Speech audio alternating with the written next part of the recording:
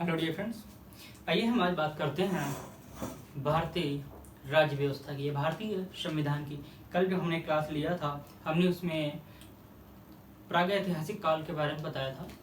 अब आज बात करते हैं भारतीय राज्य व्यवस्था या भारतीय संविधान पे। 2 दिन चलेगा, आज और कल भारतीय संविधान चलेगा और परसों से ज्योग्राफी या प्राचीन भारतीय इतिहास चलेगी। आइए फिलहाल देखते हैं, हम शुरू करने वाले हैं राज्य व्यवस्था।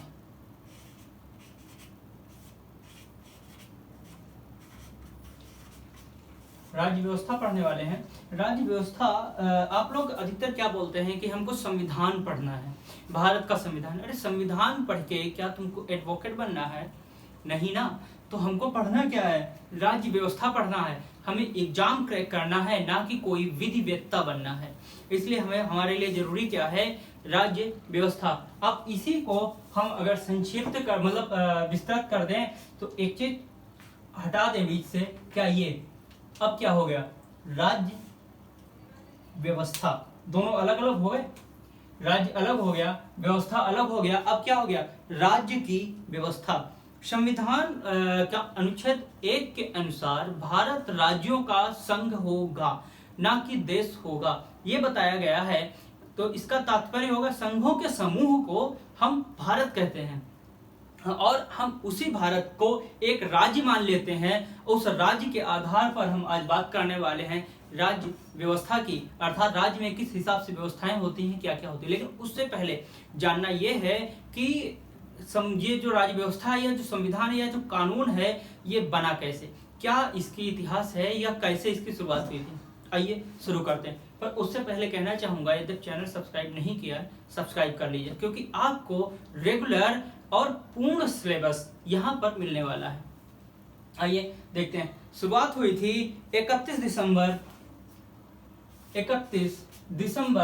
सन 1600 से। हमारे देश में जो कानून बना है या जो संविधान है, इसकी शुरुआत 31 दिसंबर सन 1600 से हुई थी। दरअसल हुआ क्या था कि 12 जनवरी सन 1492 को 12 जनवरी सन 1492 को एक व्यक्ति था कोलंबस। कौन? कोलंबस। अब एक चीज देखो, संविधान की शुरुआत कहां से हो रही है? कोलंबस से। मतलब जो यूरोपीय लोग थे वो थल मार्ग के द्वारा भारत को जानते थे कि भारत कहां पर है, थल मार्ग के द्वारा। लेकिन उसके द्वारा उनको अत्यधिक वहन करना पड़ता था, खर्च करना पड़ता था, जिस बदौलत उन्होंने कहा चलो जल के द्वारा हम देखते हैं। तो जल के मार्ग द्वारा भारत की खोज के साथ साथ भारत में कानून व्यवस्था की शुरुआत हुई थी। कोलंबस जो थे 12 अक्टूबर 1492 को ये अमेरिका पहुंच गए। कैसे? भटकते हुए या फिर गलती से पहुंचना इनको कहा था। इन्होंने मार्ग ढूंढा था भारत के लिए, लेकिन ये भटक गए और पहुंच गए अमेरिका। और इन्होंने, कोलंबस ने किसकी खोज कर दी? अमेरिका की। कब? 12 अक्टूबर 1492 को। और जब ये वहां पहुंच गए, भारत नहीं पहुंचे, तो पुर्तगाल वालों ने एक काम किया कि चलो दूसरे को भेजते हैं। तो हमारे यहाँ एक नया व्यक्ति आया, वास्को डिगामा। नाम सुना होगा, वास्को डिगामा हमारे भारत में आए। कब आए थे? तो ये 1498 को। कहाँ आए थे पता होगा? कालीकट पे पहुंचे थे आके। गुजरात के निकट स्थित है। वहां का राजा जमोरिन ने उनका स्वागत किया था। ये भारत आए और भारत आकर इन्होंने कुछ दिन रुके और रुकने के बाद अपने साथ भारत से कुछ खाद्य वस्तुएं लेके गए। खाद्य वस्तुओं में मसाला था, जिसका हम लोग मीट वगैरह में अधिकतर उपयोग करते हैं। तो वो मसाला यहाँ से ले गए और मान लो 1 रुपए की वस्तु लेके गए और वहां जाके इन्होंने 60 रुपए में बेचा। अर्थात कितने गुना लाभ कमाया इन्होंने? 60 गुना लाभ इन्होंने कमाया। ये बात धीरे धीरे कहाँ फैल गई? ब्रिटेन में पहुंच गई। और ब्रिटेन वालों ने एक कमेटी बनाई। कब बनाई? 31 दिसंबर सन 1600 को। और महारानी के पास लेके गए और महारानी ने इसे पास कर दिया। तो ये था क्या, एक ऐसा बिल था कि जो ब्रिटेन था, तो उस बिल में कहा गया था कि आप ब्रिटेन से पूर्व की ओर व्यापार कर सकते हैं या वहां को व्यापार करने के लिए आप जा सकते हैं। जो पूर्व की ओर व्यापार था ये मेडागास्कर से स्टार्ट होकर जापान तक था। कहां से? मेडागास्कर से जापान तक।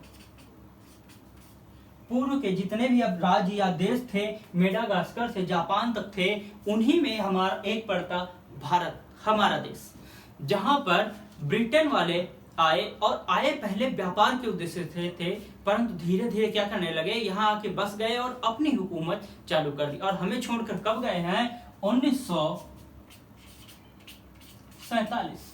मतलब आए कब, देखो कब शुरुआत हुई थी, 1600 में आए थे, 1600 वहां से निकले थे और 47 में हमारे देश से गए थे। कितना लंबा शासन इन्होंने किया, ये देखने वाली बात है।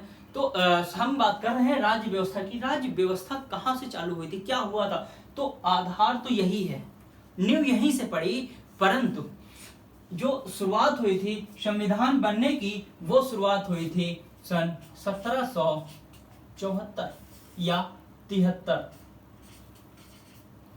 कब से? 1773 में एक एक्ट आया था, रेगुलेटिंग एक्ट या अधिनियम आया था, रेगुलेटिंग अधिनियम। हाँ, एक चीज ध्यान रखना, हम पढ़ते हैं अधिनियम, आप लोग जानते होंगे कि अधिनियम और विधेयक दो आते हैं।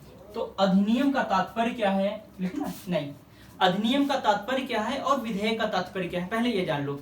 अधिनियम उसे कहते हैं जब कोई बिल संसद में बनकर राष्ट्रपति के पास पहुंच जाता है और राष्ट्रपति उस बिल पर अपनी मंजूरी दे देता है, उसे हम अधिनियम कहते हैं, अर्थात कानून कहते हैं या एक्ट कहते हैं। परंतु जो सिर्फ संसद में होता है या पेश किया जाता है संसद में, उसे हम केवल विधेयक कहते हैं, या राष्ट्रपति से पूर्व मंजूरी का जो बिल होता है उसे हम विधेयक के नाम से जानते हैं। विधेयक अधिनियम आप लोग समझ गए। अब शुरुआत करते हैं कि राज्य व्यवस्था की शुरुआत 1773 से हुई थी। तो इसको दो भागों में बांटा गया। दो भाग कैसे थे, एक कंपनी शासन के तहत था और दूसरा ब्रिटिश ताज के तहत, अर्थात ब्रिटिश संसद या ब्रिटिश शासन के अधीन था। तो जो ब्रिटिश कंपनी के अधीन था वो 1773 से 1858 तक था, या फिर इसके पहले 1853 तक था, ठीक। और उसके बाद जो ब्रिटिश ताज आता है उसमें 1858 से 1947 तक था। हम दो भागों में या दो रूपों में देखेंगे, किसे? भारतीय संविधान को या भारत की राज्य व्यवस्था के निर्माण को। क्योंकि देखो कोई भी चीज आप तभी कर सकते हैं जब तक आप लोगों को ये ज्ञात नहीं होगा कि शुरुआत कहां से हुई थी। सपोज दैट, जैसे मान लो कि आप लोग ने कुछ शुरू किया, मकान बनना है, क्या डायरेक्ट लिंटर डाल दोगे? संभव है। या सीधे दीवार खड़ी कर दोगे? संभव है नहीं। ये तभी हो पाएगा जब तक आप नीचे से नींव नहीं भरेंगे, तब तक ना दीवार खड़ी होगी, और ना दीवार खड़ी होगी तो लिंटर नहीं पड़ेगा, मतलब छत नहीं बनेगी। आप वही चीज यहाँ पर है कि हमको पहले कोई भी सिलेबस होता है उसकी पहले नींव देखी जाती है, उसके बाद दीवारें खड़ी की जाती हैं और उसके बाद छत बनाई जाती है या लिंटर डाला जाता है, मतलब जॉब के लिए कोशिश की जाती है। तो हमें पहले आधार बनाना है यानी नींव बनानी है। नींव शुरू करते हैं कैसे? 1702 शासन थे, दो हैं। पहला है कंपनी शासन। कंपनी शासन कब से कब तक है? तो 1773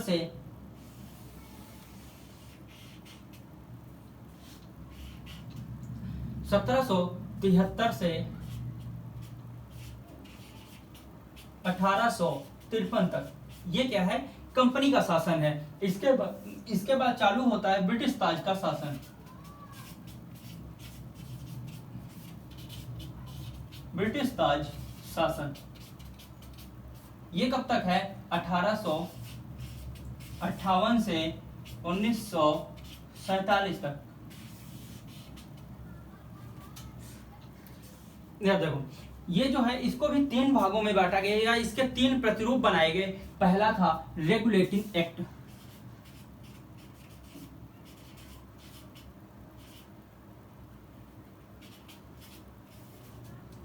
रेगुलेटिंग एक्ट, और दूसरा था Pitt's India act, Pitt's India act. और जो तीसरा था वो था चार्टर एक्ट। क्या था? Charter act.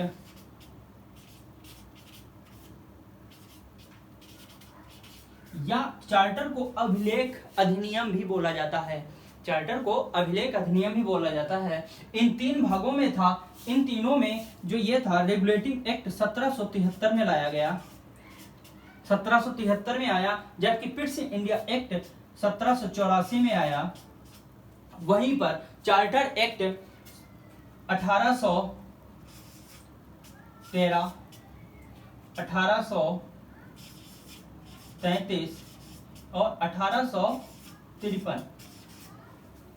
समझ में आया कि रेगुलेटिंग एक्ट 1773 में, पिट्स इंडिया एक्ट 1784 में, चार्टर एक्ट 1813 से 1833 और 1853 में आया। वहीं पर जो ये था ब्रिटिश ताज के तहत, ये 1858 का, इसे बोला जाता है भारत के लिए शासन अधिनियम या भारतीय शासन अधिनियम या भारत सरकार के लिए अच्छा शासन, कई रूपों में इसे परिभाषित किया गया है। तो भारत सरकार अधिनियम, इसका जो प्रचलित नाम है वो लिखते हैं भारत सरकार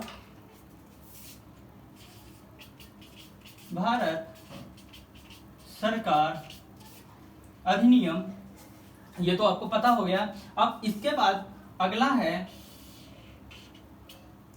1858 में भारत सरकार अधिनियम, फिर 1861, 1892 और 1909। ये है भारतीय परिषद अधिनियम। क्या है? भारतीय परिषद अधिनियम है।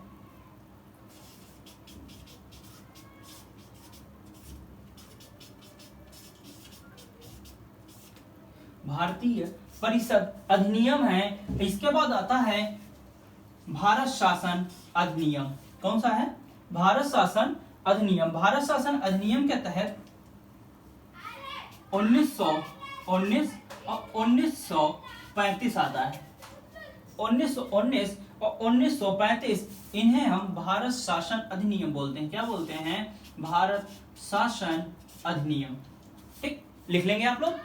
1935, इस अधिनियम को मिनी संविधान भी कहा जाता है। क्या कहा जाता है? मिनी संविधान भी कहा जाता है। 1947 भारतीय स्वतंत्रता अधिनियम है। हमारे इन अधिनियमों पर एक चीज देखेंगे, हम जब शुरू करेंगे इन अधिनियमों को पढ़ाना शुरुआत करेंगे, तो अभी हम देखेंगे कि वर्तमान में जितने भी नियम, कायदे, कानून या कुछ भी हैं, ये सभी किस पर लागू हो रहे हैं? इन सभी के आधार पे हैं। मतलब कानून चल रहे हैं, देश स्वतंत्र हो गया, सब कुछ है, लेकिन इन सभी का आधार आज भी इन्हीं पर आधारित है। इनमें 90% जब देखेंगे जो तथ्य हैं, 90% आपको वर्तमान में लागू हुए कानूनों में नजर आएंगे। तो शुरुआत करते हैं रेगुलेटिंग एक्ट 1773। हाँ, शुरुआत करना है कि कंपनी शासन। कंपनी शासन में प्रारंभ करना है रेगुलेटिंग एक्ट। रेगुलेटिंग एक्ट कब आया था? 1773 में आया था। इस रेगुलेटिंग एक्ट के तहत क्या क्या हुआ था, क्या कार्य हुए थे, वो जानना है। रेगुलेटिंग एक्ट अच्छा क्यों आया था? रेगुलेटिंग एक्ट, रेगुलेट मतलब रेगुलेट करना या नियंत्रित करना। जैसे कोई बच्चा जब बड़ा हो जाता है तो अपने जोश जोश में बहक जाता है ना, तो उस हिसाब से उसको कंट्रोल करने के लिए बड़ों को होना आवश्यक है, उस पर नियम प्रतिबंध लगाने आवश्यक है। इसी तरह से जो रेगुलेटिंग एक्ट है, ये एक ऐसा अधिनियम था जिसके द्वारा कंपनी पर एक रोक टोक लगाई गई थी या प्रतिबंध लगाया गया था कि तुमको क्या करना है, क्या नहीं करना है। ठीक, तो यहां पर हुआ था कि रेगुलेटिंग एक्ट सबसे पहले क्या किया गया था? जो कर्मचारी थे उन पर प्रतिबंध लगाया गया था। प्रतिबंध लगाया गया या नियंत्रित किया गया। किसे? कंपनी को, या कंपनी को नियंत्रित किया गया। किसके तहत? रेगुलेटिंग एक्ट 1773 के तहत। अब कंपनी ब्रिटिश ताज मतलब ब्रिटिश संसद के द्वारा नियंत्रित की जाने लगी। एक चीज बताना भूल गया, जो कंपनी बनी थी ईस्ट इंडिया कंपनी की स्थापना 31 दिसंबर सन 1600 में हुई थी। उनकी स्थापना कुछ व्यापारियों ने किया था और वो व्यापारी यहाँ पर एक अहम भूमिका निभाते हैं। जो व्यापारी हैं उन व्यापारियों ने ही कंपनी पर नियंत्रण स्थापित करवाया था। किसके द्वारा? ब्रिटिश संसद के द्वारा। ठीक है, तो रेगुलेटिंग एक्ट 1773 के द्वारा क्या किया गया? कंपनी पर प्रतिबंध लगाया गया या नियंत्रित किया गया या नियंत्रण स्थापित किया गया। इसके द्वारा कंपनी को एक चीज मना कर दी गई कि आप रिश्वत नहीं लेंगे, घूस नहीं लेंगे, इनाम नहीं लेंगे। इन चीजों को मना कर दिया गया कि आप ये नहीं लेंगे। कारण क्या था? कारण ये था कि जिन लोगों ने कंपनी भारत में स्थापित की वो बेचारे ऐसे रहे, जबकि जो कर्मचारी भी आते थे, जो मुख्य कर्मचारी छोड़ दो, कर्मचारी जो आते थे वो यहाँ से ऐसे आते थे और बन के ऐसे जाते थे। मतलब समझ रहे हो कि वो सूखी साखी मुर्गी भेजते थे भारत, जाओ वहां कंपनी है वहां काम करो, और जब यहां से जाते थे तो बेहतरीन एकदम चिकन वाला बन के जाते थे। मतलब बहुत बेहतर अपना धन पैसा इकट्ठा करके जाते थे। तो इसलिए इन्होंने रेगुलेटिंग एक्ट लाया, जिसके द्वारा इन्होंने सबसे पहला काम क्या किया? जो रिश्वत लेते थे, घूस लेते थे या इनाम लेते थे, ये था सब घूस ही। ठीक, रिश्वत ही था, उनकी अलग अलग नाम है, इनाम है या घूस है या रिश्वत, जो समझ लो। ठीक, तो ये चीज मना कर दी गई। साथ ही साथ एक काम और कर दिया गया कि अब से ये अपना निजी व्यापार भी नहीं कर सकते। क्या नहीं कर सकते? निजी व्यापार। इस पर भी प्रतिबंध लगा दिया गया या इस पर भी नियंत्रण कंपनी का हो गया या डायरेक्टर्स का हो गया या फिर ये समझ लो ब्रिटिश संसद का हो गया। अब इसके बाद, इतना करने के बाद इन्होंने कहा अच्छा इसको कैसे किया जाए, क्या किया जाए जो कि ये नियंत्रित हो और हमें इससे मुनाफा प्राप्त हो। तो देखो उस समय जैसे भारत जो था, जो ये भारत जो था, यहां पर ये क्या है? ये बंगाल है, ये मद्रास रेजिडेंसी थी, ये बंबई रेजिडेंसी थी।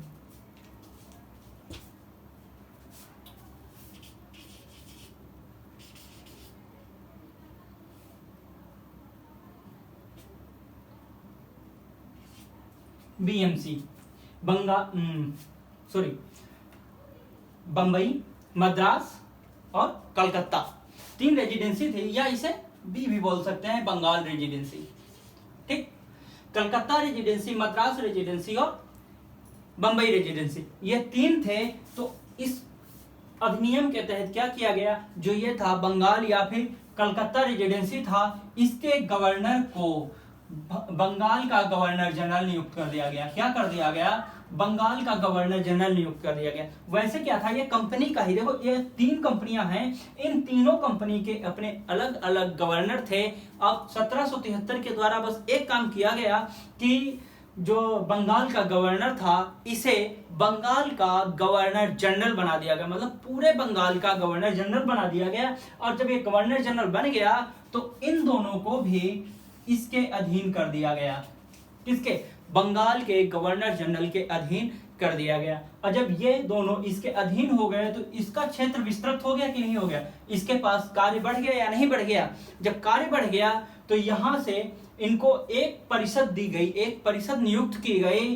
तो उस परिषद में कितने सदस्य थे? उस परिषद में 4 सदस्य थे। 4 सदस्य, इनके परिषद में 4 सदस्य थे। उनका नाम था बॉयफ्रेंड सीएम। मूवी देखी है ना, डैशिंग सीएम, महेश बाबू की। Boyfriend CM. बी का मतलब है बॉरवेल। एफ का मतलब है फ्रांसिस। सी का मतलब है क्लेवरिन। एम का मतलब है monsoon. Boyfriend, CM, Barwell, Francis, क्लेवरिन और मॉनसन, ये किसके सदस्य थे? बंगाल के गवर्नर जनरल के परिषदीय सदस्य थे। उनके लिए एक परिषद का निर्धारित किया गया। क्यों किया गया? कारण था कि अकेला व्यक्ति इन दोनों को भी कैसे संभालेगा। एक व्यक्ति था तो चल रहा था, लेकिन अब इनके साथ साथ इन दोनों को भी इसके ही हवाले कर दिया गया, जिसलिए बदौलत 4 सदस्यीय परिषद का गठन किया गया। उनमें ये 4 सदस्यों को रखा गया। अब जब इनके पास क्षेत्र भी बढ़ गए और इनकी सहायता के लिए इनके सहायक के रूप में 4 सदस्य भी बढ़ गए, यहाँ से हमारे देश में एक कानून लागू होता है या एक यहाँ से कार्य शुरू होता है। वो था केंद्रीय प्रशासन। क्या था? केंद्रीय प्रशासन की शुरुआत होती है।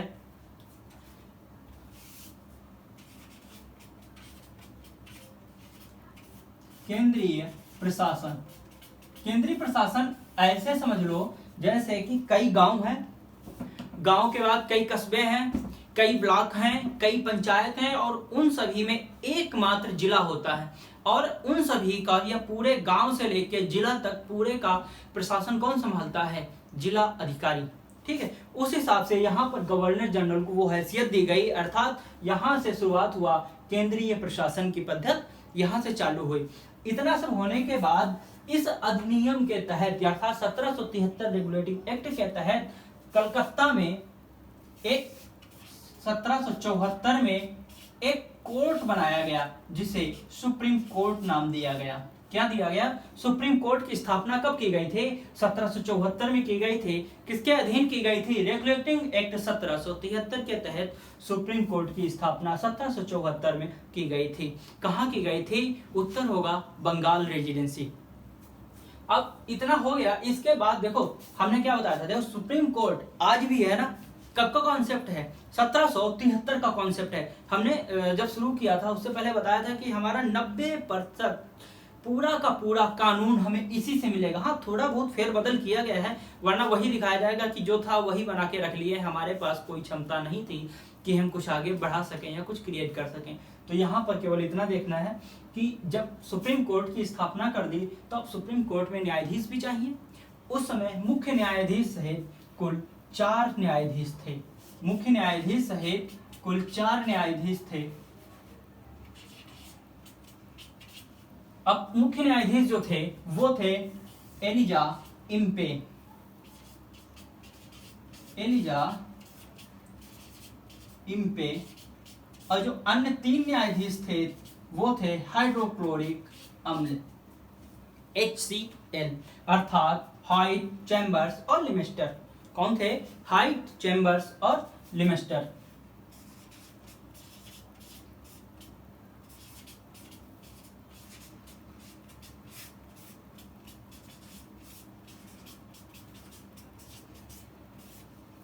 तीन सदस्य थे। चौथा कौन था? Elijah Impey. अब समझ में आ रहा है? देखो वो बात अलग है कि वर्तमान में सुप्रीम कोर्ट में 35 न्यायाधीश हैं। वर्तमान में कितने हैं? 35 हैं, मुख्य न्यायाधीश सहित 35 न्यायाधीश हैं। और उस समय कितने थे? 4 न्यायाधीश थे, मुख्य न्यायाधीश सहित। अब यहाँ फिर से देख लो एक बार, रेगुलेटिंग एक्ट जब आया, क्यों आया था? कंपनी पर प्रतिबंध लगाने के लिए, उसे नियंत्रित करने के लिए आया था। कंपनी जो थी इसमें क्या मना किया गया? किस चीज पर प्रतिबंध लगाया गया? रिश्वत, निजी व्यापार, घूस और इनाम पर प्रतिबंध लगाया गया। इसके साथ साथ बंगाल के गवर्नर को गवर्नर जनरल भी बना दिया गया। बंगाल के गवर्नर को बंगाल का गवर्नर जनरल बना दिया गया और बंबई और मद्रास प्रेसिडेंसी को बंगाल के गवर्नर जनरल के अधीन कर दिया गया। साथ ही साथ 4 सदस्यीय परिषद भी गठित की गई। किसके लिए? बंगाल के गवर्नर जनरल की सहायता के लिए। उन 4 सदस्यों के नाम हैं बॉरवेल, फ्रांसिस, क्लेवेरिंग और मानसन। 1774 में रेगुलेटिंग एक्ट 1773 के तहत एक सुप्रीम कोर्ट की स्थापना की गई। कहां की गई? बंगाल में की गई। और जो बंगाल में इसकी स्थापना की गई, कुल कितने सदस्य थे? 4 सदस्य थे, एक मुख्य न्यायाधीश, 4 अन्य न्यायाधीश थे। इन 4 अन्य न्यायाधीशों में मतलब 3 अन्य न्यायाधीशों में कौन कौन थे? हाइट, चैम्बर्स और लिमेस्टर थे। इसके साथ साथ जो डायरेक्टर्स थे, इनमें प्रत्येक 1/4 सदस्य प्रत्येक वर्ष रिटायर किए जाते थे या हट जाते थे। ठीक है। तो ये इतना महत्वपूर्ण नहीं है, एग्जाम में ये पूछने की संभावनाएं नहीं है, लेकिन ये पूछे जो बताया है ये पूछे जाते हैं। अगला है पिट्स इंडिया एक्ट।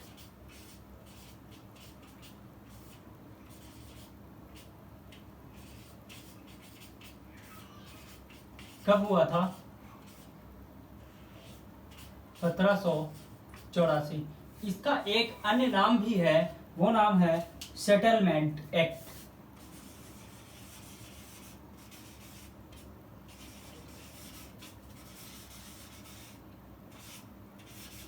क्या नाम है? सेटलमेंट एक्ट, अर्थात सेटल करना। हाँ, यहाँ पर क्या किया कंपनी वालों ने, यहाँ पर शुरुआत की कि जो 1773 में जो प्रतिबंध लगाए थे यहाँ पर वो काबिज नहीं हो पा रहे थे, अर्थात वो काम यहाँ पर पूरे नहीं हो पा रहे थे। इसलिए यहाँ पर इन्होंने एक चूड़ी और कस दी, यानी थोड़ा सा शिकंजा और बढ़ा दिया। वो बढ़ाया राजनीतिक और व्यापारिक। कैसे बढ़ाया? राजनैतिक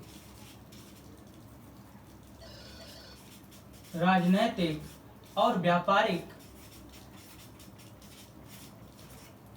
इन दोनों मामलों को पृथक करके, राजनीतिक और व्यापारिक मामलों को पृथक कर दिया। और जो व्यापारिक थे ये बोर्ड ऑफ डायरेक्टर्स के पास रह गए, अर्थात बोर्ड ऑफ डायरेक्टर के पास रह गए। परंतु राजनीतिक मामलों के लिए एक नए बोर्ड का गठन किया, उसका नाम था बोर्ड ऑफ कंट्रोल। क्या था? बोर्ड ऑफ कंट्रोल या कोर्ट ऑफ कंट्रोल। इसके द्वारा राजनीतिक कार्य किए जाने लगे। यही चीज वर्तमान में भी देखो लागू है। राजनीतिक कार्य अलग व्यक्ति करता है और जो व्यापारिक कार्य है ये अलग करता है। व्यापारिक कार्य में राजनीति का कोई भी व्यक्ति भाग नहीं ले सकता। वो बात अलग है कि आजकल सब कुछ संभव है। जब इन दोनों को अलग कर दिया और दोनों को अलग अलग स्थिति प्रदान कर दी, इसके लिए अलग नियुक्त कर दिया, इसके लिए अलग नियुक्त कर दिया, तब यहां से एक नई पद्धति लागू हुई, वो थी द्वैध शासन। क्या था? द्वैध शासन लागू हुआ, अर्थात दोहरा शासन लागू हुआ। कहां से? यहां से रेगुलेटिंग एक्ट 1784 के द्वारा। कैसे? व्यापारिक और राजनीतिक दोनों पक्षों को विभाजित कर दिया और दोनों के लिए अलग अलग किया। बोर्ड ऑफ कंट्रोल ये नया यहाँ गठित किया गया और इसी के आधार पर द्वैध शासन गठित किया गया। इसके तहत एक कार्य और किया गया कि जो परिषद थी, जो इनके लिए जो परिषद बनाई गई थी, कार्यकारी परिषद गवर्नर जनरल के लिए, इस परिषद की संख्या 4 से, परिषद की संख्या 4 से 3 रह गई। 4 से 3 रह गई। अब इनके अलावा अब और कोई कार्य विशेष रूप से नहीं किए गए। अब अगला है पिट्स इंडिया एक्ट हो गया। अगला है चार्टर अधिनियम। चार्टर अधिनियम कौन कौन से थे, या अभिलेख अधिनियम कौन कौन से थे? 1813, 1833 और 1853। हम शुरू करने वाले हैं 1813। चार्टर अधिनियम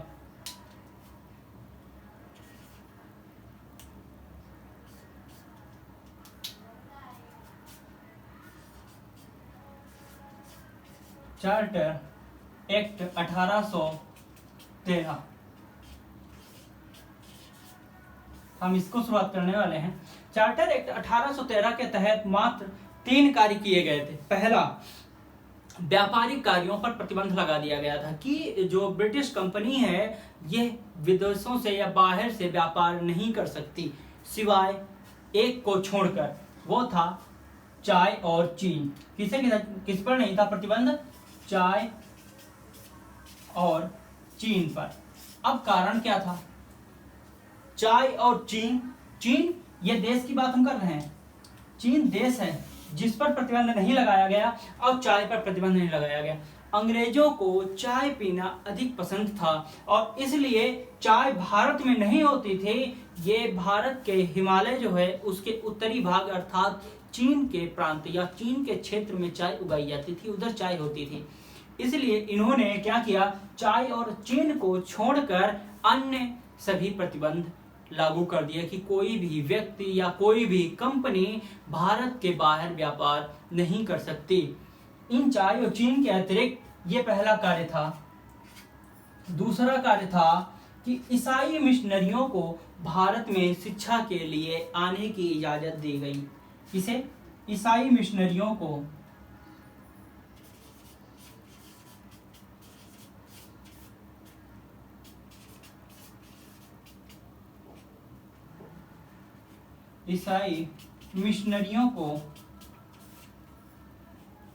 भारत आने की आधिकारिक रूप से इजाजत दी गई। कब दी गई थी? 1813। कई बार प्रश्न पूछा गया, ईसाई मिशनरियों को भारत आने की आधिकारिक मान्यता कब प्राप्त हुई थी? तो चार्टर एक्ट 1813 के तहत। अब ये भारत में आके क्या कर रहे थे, क्यों इनको अधिकार दिया गया कि भारत में आइए? कारण था शिक्षा।